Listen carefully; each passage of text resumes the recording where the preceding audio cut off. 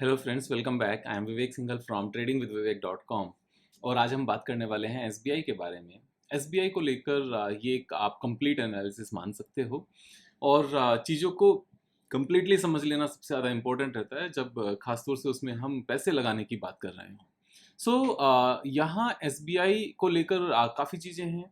This is available at the cheapest valuation. अगर हम Nifty 50 के भी कंपैरिजन में बात करने लगे, जो निफ्टी 50 स्टॉक्स हैं उनमें जितनी भी कंपनी सबसे सस्ती चल रही हैं, वो कौन-कौन सी कंपनीज़ हैं और एसबीआई कौन-सी रैंकिंग पर आता है।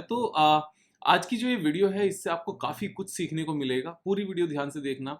रिकमेंडेशन नहीं है बाय या सेल करने की। बाय या सेल आपने अपने हिसाब से करना है, लेकिन चीज़ों को समझ लेना है कि कैसे हम थोड़ा-सा हट के हमें सोचना चाहिए। कुछ इस तरह के भी क्वेश्चन्स आते हैं विवेक भाई के, बैंकिंग स्टॉक्स की जो वैल्यूएशन है, वो बुक वैल्यू के बेस पर देखी जाती है, ना कि पीई रेशो के बेस पर। तो उसके कॉन्टेक्स्ट में भी मैं आपको थोड़ी-सी क्लैरिटी दूँगा कि यहाँ पर हम क्या चीज़ मिस कर रहे हैं। हम बहुत चीज़ें मिस कर जाते हैं। कई बार क्या होता है कि जब सीनियर कोई आकर कुछ बात बताता है, तो उस चीज़ के ऊपर उँगली उठाई जाती है, क्वेश्चन्स उठाए जाते हैं। सीनियर उस टाइम पर जब बात बता रहा होता है, तो शायद टाइम की कमी में बहुत ज़्यादा चीज़ें एक्सप्लेन नहीं कर पाता। लेकिन जब जूनियर्स उँगली उठाएँ, तो उन जूनियर्स को ये बताने के लिए कि सीनियर गलत नहीं है, जूनियर ही गलत है, तो उसको एक्सप्लेन करने का भी मन होता है। इसलिए नहीं कि उँगली उठाई गई, बल्कि इसलिए कि जूनियर अपनी अनदेखी में कहीं गड्ढे में ना गिर जाएँ। तो यहाँ जितनी भी वीडियोज़ बनाने का जो पर्पज़ होता है, वो यही होता है कि जो नासमझी की वजह से हम में से कुछ लोग गड्ढे में ना गिर जाएँ और एक अच्छे खासे रास्ते को छोड़कर फालतू के रास्ते पर ना निकल पड़ें। तो ये नॉलेज ले लेना बहुत ज़्यादा इम्पोर्टेंट है। हम यहाँ पर जब एसबीआई की बात करते हैं, तो सबसे पहले मैं आपको एक छोटी-सी वर्किंग करके दिखाता हूँ कि निफ्टी 50 कंपनीज़ की एक पूरी लिस्ट हम एनएससी इंडिया की वेबसाइट से यहाँ से निकाल सकते हैं। तो मैंने ये डाउनलोड की, डाउनलोड करके मैंने इस फाइल को ओपन कर लिया और ओपन करके इस पूरी फाइल में जितना भी डेटा है, इसको हमने कॉपी किया। कॉपी करके गूगल शीट एक बनाई, गूगल शीट में हमने इसको यहाँ पर पेस्ट कर लिया, तो ये निफ्टी 50 की कंपनीज़ आ गई। और इस साइज़ को थोड़ा-सा बड़ा कर लेते हैं, जिससे हम सबको और अच्छे से क्लैरिटी के साथ ये नज़र आ जाए। नाउ इन निफ्टी 50 कंपनीज़ की पी रेशियो क्या है, ये हमें निकालनी है।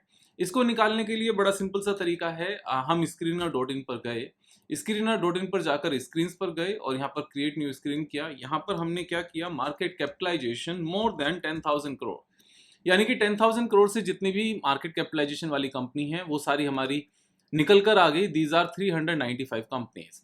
अब मैंने इसको क्या किया, इस पूरे डेटा को यहाँ पर एक्सपोर्ट कर लिया। अगेन जो एक्सपोर्ट किया, तो वो फाइल हमने ओपन कर ली और फाइल ओपन करके इस पूरे डेटा को यहाँ पर कॉपी किया और कॉपी करके वापस से हम गूगल शीट में एक नई फाइल में लेकर आ गए। न्यू फाइल हमने नीचे से ऐड की और हमने न्यू फाइल में इस पूरे डेटा को यहाँ पर कॉपी कर लिया, यहाँ पर पेस्ट कर लिया।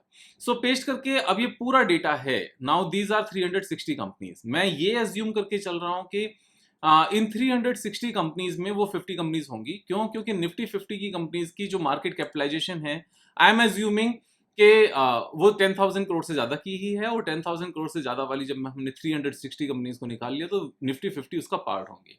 अब हम नेक्स्ट स्टेप क्या लेते हैं कि जो निफ्टी 50 यहाँ पर है, अब दो तरीके हैं, हम यहाँ पर पी रेशियो वहाँ से निकाल कर ला सकते हैं। तो इसका बड़ा सिंपल सा तरीका है कि हम यहाँ पर ये दो तरीके हैं। हम जो टोटल कंपनीज हैं, यहीं पर हमने क्या किया, एक कॉलम ऐड किया और ये देख लिया कि निफ्टी 50 की कौन-कौन सी कंपनीज है, तो हमने यहाँ से वी लुकअप का फॉर्मूला लगाया और एनएससी कोड को यहाँ से पिक किया। दूसरी वाली फाइल में गए और यहाँ पर डी के ऊपर क्लिक करके कोमा 1 और कोमा 0 और एंटर।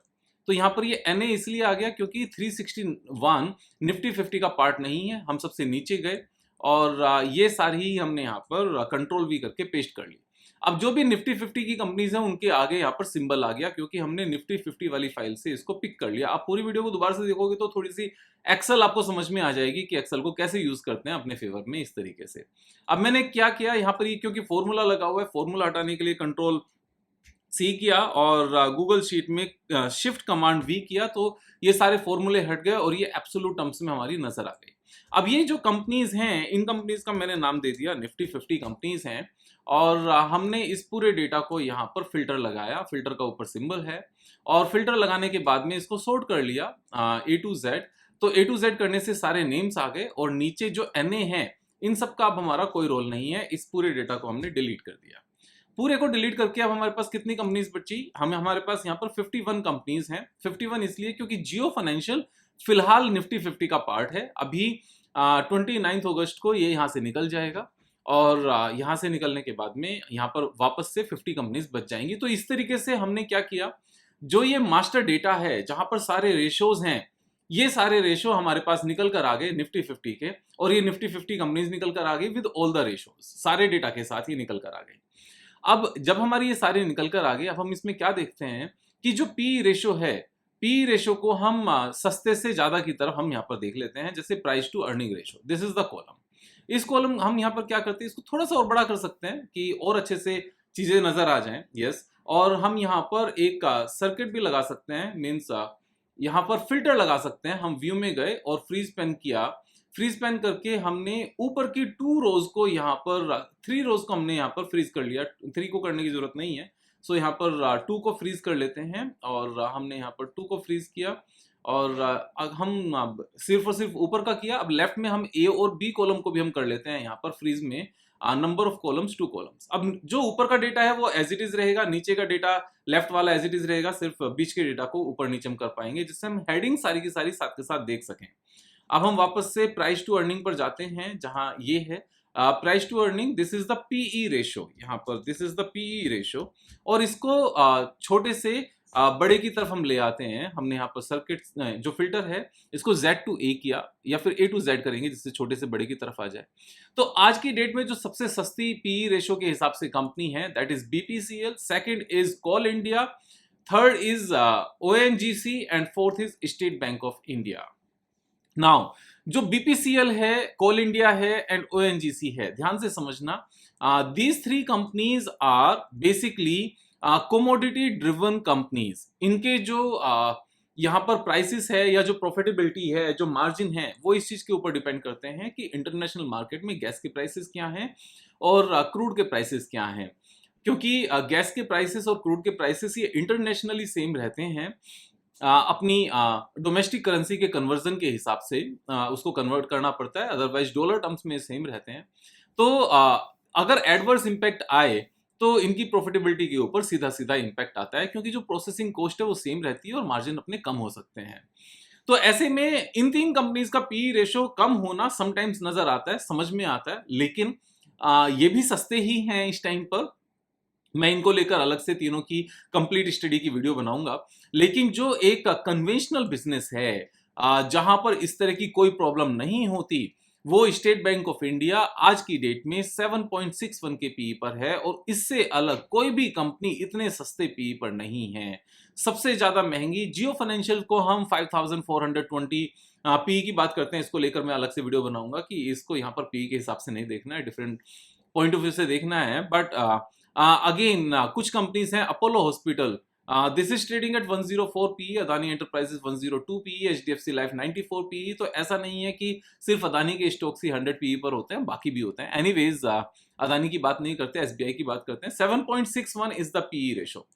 नाउ इतना सस्ता पीई रेशो आज तक कभी भी हिस्ट्री में SBI का यहाँ पर सस्टेन नहीं किया। इस बात को कैसे चेक करेंगे? इस बात के लिए हम वापस से SBI पे जाएंगे, screener.in पर हम नीचे आएंगे, मैक्स पीरियड यहाँ से सिलेक्ट करेंगे, पी रेशो सिलेक्ट करेंगे, तो आप देखोगे कि जब भी सिंगल डिजिट में आया है उसके बाद में यहाँ पर ये भाग कर गया है। जैसे यहाँ पर 2006 में सिंगल डिजिट में आया था, उसके बाद में रैली आई, 18 पर गया, फिर उसके बाद में यहाँ 5.8 आया था, फिर 16 गया, फिर वापस से 6.5 के आसपास आया था, फिर 15 गया, फिर वापस से सिंगल डिजिट 8 में आया था और ऊपर गया 23, और फिर से यहाँ पर 9 आया था 2020 में, फिर से गया 17, और वापस से अभी फिर से 7.6 है। वापस से यहाँ से सीधा ये 15, 16, 17 के आसपास जाना चाहिए, और 15, 16, 17 अगर जाता है 7.6 से, not 7.6, this is 7.6, yes exactly.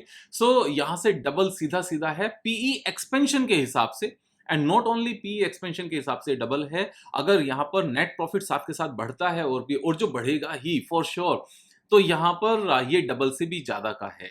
अब कितना टाइम लगता है यहाँ 17-16 के पी पर पहुंचने में? एक बार अगर हम देखें तो ये 2006 में सिंगल डिजिट में था, 2007 में 18 पर पहुंच गया, यानी कि 2 इयर्स नहीं लगे। फिर उसके बाद में 2009 में था और 2010 में पहुंच गया, यानी कि 2 इयर्स नहीं लगे। फिर उसके बाद में सिंगल डिजिट में आने में 2012 में था और यहाँ पर 2014 में पहुंच गया, यानी कि 2 इयर्स लगे। फिर सिंगल डिजिट आने में 2016 था, 2016 में ही पहुंच गया। फिर उसके बाद में 2000 यहाँ पर 20 में था सिंगल डिजिट में, और हम देख सकते हैं, और उसके बाद में 2021 में ही पहुंच गया। यानी कि कभी भी ऐसा नहीं हुआ जब सिंगल डिजिट से इसको 16-17 के पी जाने में 2 ईयर से ज्यादा लगे हों। द सेम हिस्ट्री यहाँ पर भी रिपीट होती हुई नजर आती है। इसमें मीन्स स्टॉक मार्केट में हम करते क्या हैं, पैसा बनता कैसे है, हम सिर्फ और सिर्फ पास्ट एक्सपीरियंस से सीख सकते हैं, प्रोबेबिलिटी यहां पर डिफाइन कर सकते हैं, क्योंकि फ्यूचर ना तो मुझे पता है ना आपको पता है, और श्री कृष्णा आकर किसी को बताने नहीं वाले हैं। श्री कृष्णा अगर आकर बताते भी हैं तो वो किस तरीके से बताते हैं? वो नॉलेज के फॉर्म में बताते हैं कि भैया ये बैक टेस्टिंग तो करो, आप देखो तो कि इसकी साइकिल क्या है, सर्दी के बाद गर्मी आएगी, गर्मी के बाद बरसात आएगी, बरसात के बाद फिर से सर्दी आएगी। अब वो यही तो बता सकते हैं, अब वो लेकिन ये नहीं बता सकते कि 15 नवंबर को इतना टेम्परेचर रहेगा, वो ये आकर नहीं बताने वाले। ये आप खुद से कैलकुलेट करते रहो अगर ये मीनिंगफुल है। वैसे तो मीनिंगफुल होना ही नहीं चाहिए, क्योंकि सर्दियां हैं तो सर्दियां हैं। How does it make any difference if the temperature is 15 और 27 फॉर सम टाइम, कि कैडी धूप निकल गई है, एकदम से बरसात हो गई और एकदम से ठंडा हो गया। लेकिन ओवरऑल तो सर्दियां सर्दियां ही है ना, विंटर्स विंटर्स ही हैं। सबको पता है कि नॉर्थ इंडिया में टेम्परेचर 0 से लेकर 10-15 के बीच में घूमने वाला है। मुंबई में ये टेम्परेचर आपका 10 से लेकर 25 के बीच में घूमने वाला है। तो जब सबको इस बात का पता है तो क्या फर्क पड़ता है कि किस दिन 14 था और किस दिन 24 था? कोई फर्क नहीं पड़ता। सेम यहाँ पर स्टॉक मार्केट में है। जब हमें ये बात समझ में आती है कि चीजें इस तरह से सस्ती हो गई है, सिंगल डिजिट में हो गई है, एंड पास्ट एक्सपीरियंस ये कहता है कि विद इन 2 इयर्स ये डबल डिजिट में जाएगा, और डबल डिजिट में 15-16 के आसपास जाएगा, जो करंट प्राइस से डबल है, और इस पीरियड में प्रॉफिट भी बढ़ेगा। तो यहाँ पर शेयर प्राइस डबल नहीं होगा, उससे भी ज्यादा होगा। तो यहाँ पर पर्टिकुलर डे डिफाइन करने की जरूरत नहीं है। अब यहाँ पर एक और मैं आपको पॉइंट बताना चाहता हूं कि एसबीआई आज की डेट में सबसे ज्यादा प्रॉफिट देने वाली कंपनी है। इस बात को कुछ लोगों को पता भी होगा, लेकिन मेजोरिटी ऑफ पीपल को नहीं पता होगा। अगर मैं आपको दिखाता हूं कि क्वार्टरली जो लेटेस्ट क्वार्टर का नेट प्रॉफिट आया है, that is 19,000 crore. June quarter का नेट प्रॉफिट है 19,000 करोड़। और अगर हम लार्जेस्ट जो अभी तक रहती थी कंपनी नेट प्रॉफिट में, रिलायंस इंडस्ट्रीज, उसके क्वार्टरली नेट प्रॉफिट की बात करने लगे तो लेटेस्ट क्वार्टर के नेट प्रॉफिट 18,258 करोड़ हैं, और यहां पर एसबीआई के 19,000 करोड़ हैं। ऑलमोस्ट 800 करोड़ रुपीस का नेट प्रॉफिट ज्यादा पोस्ट किया है एसबीआई ने। आज की डेट में एसबीआई क्वार्टरली रिजल्ट्स के बेस पर, जो लेटेस्ट क्वार्टरली रिजल्ट्स हैं, हाईएस्ट प्रॉफिट मेकिंग कंपनी है इंडिया की। और जो इन दोनों की मार्केट कैपिटलाइजेशन का डिफरेंस है ना, वो मैं आपको बताता हूं। एसबीआई की मार्केट कैपिटलाइजेशन 5 लाख करोड़ है, और यहां पर रिलायंस इंडस्ट्रीज की मार्केट कैपिटलाइजेशन 17 लाख करोड़ है।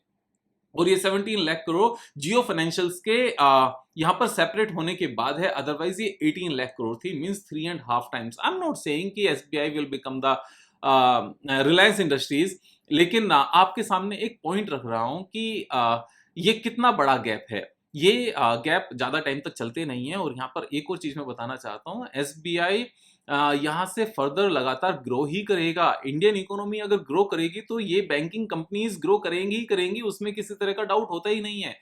कि इंडिया में अगर एप्पल आकर अपनी फैक्ट्री लगाता है, या टेस्ला लगाता है, या फॉक्सकॉन लगाता है, या कोई भी आकर लगाता है, उसको एम्प्लॉय भी रखने पड़ेंगे, और धंधा भी बैंकिंग से होकर ही जाएगा। कोई भी पेमेंट आएगी वो बैंकिंग से होकर ही जाएगी। अब पॉइंट आता है विवेक भाई, आपको कैसे पता एसबीआई में आएगी?